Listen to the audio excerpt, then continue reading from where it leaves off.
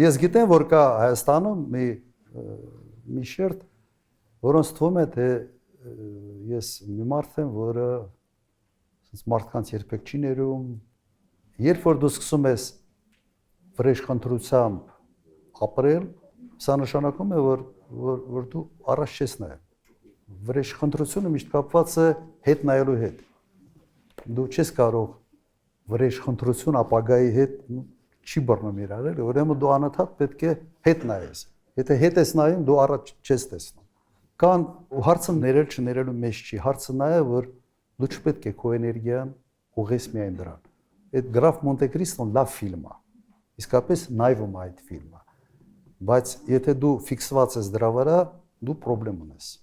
Համենայն դեպս դու այդ դեպքում պետք է որևէ հանրային գործով չպահվես, ապագայի մասին չմտածես եւ կենտրոնանաս, ասենց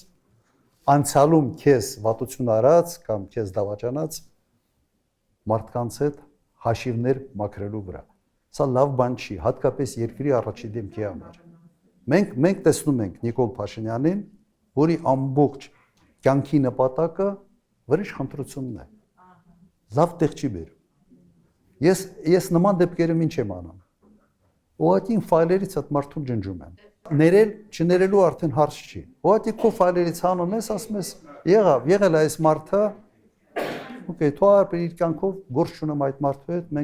մենք տարբեր ճանապարհներով ենք գնում։ Բայց ես չեմ ուզում, որ դա այդ ինքը բան է, որ դու սկսում ես դրանով ապրել, ինքը քեզ ուղղակի այդ վրեժխնդրության բանը մոլուց կա դառնում, քեզ ուտում է, ուղղակի ներսից է դա քեզ քայքայում։